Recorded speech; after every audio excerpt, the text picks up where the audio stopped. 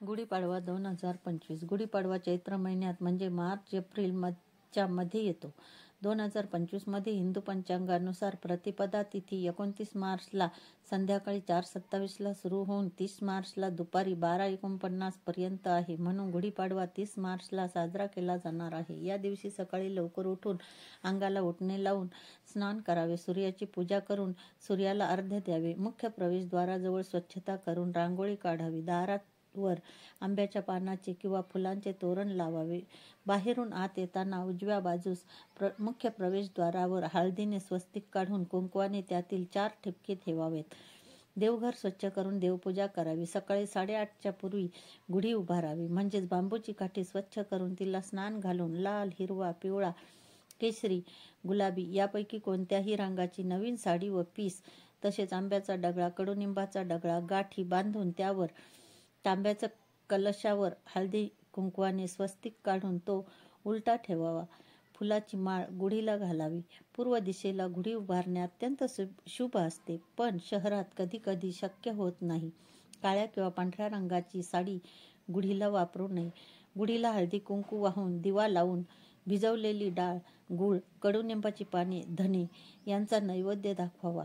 ओम ब्रह्मध्वजाय नमः हा मंत्र 11 वेळा म्हणावा. गुढीची पूजा करावी.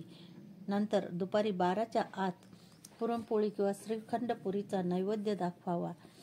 7 कमलगट्टे पाण्यात भिजवून त्याला अंकुरित करून अगोदरच्या दिवशी ठेवलेले असतील तर ते किंवा नर्सरीतून किंवा फुलवाल्याकडून 7 अंकुरित कमलबीज आणून त्यावर पाण्याने अभिषेक करून गायत्री मंत्राचा जप करावा. विष्णू सहस्रनाम म्हणावे, कनकधारा स्तोत्र म्हणावे. नंतर लाल किंवा पिवळ्या कापडात हे कमलबीज बांधून पोटली तयार करून मुख्य दरवाजाच्या आतील बाजूस वर बांधावी.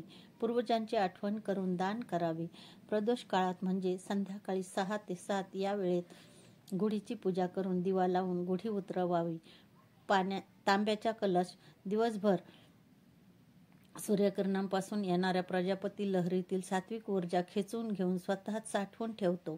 म्हणून रात्रभर हा कलश धान्य कोठीतील धान्यात घालून ठेवावा. दुसऱ्या दिवशी काढून घ्यावा. तसेच कडुनिंबाची पाने वाळवून धान्यात टाकावीत. काही पाने तिजोरीत ठेवावीत. यामुळे घरात धान्याची भरभराट होते आणि धान्याला कडुनिंबामुळे कीड लागत नाही. गुढीपाडव्याला हिंदूचे नवीन वर्षाची सुरुवात होते. गुढीपाडवा 3.5 मुहूर्तांपैकी एक आहे. गुढी हे यशाचे, विजयाचे प्रतीक आहे. गुढीवरील उलटा तांब्या म्हणजेच कितीही यश मिळालं तरी माणसाचे पाय जमिनीवर राहिले पाहिजेत. गुढी उभारल्याने घरात सकारात्मक ऊर्जा येते, समृद्धी नांदते. कोणतेही शुभ कार्य या दिवशी करतात. घर खरेदी, गाडी खरेदी, सोने खरेदी, गृहप्रवेश करणे या दिवशी शुभ मानले जाते.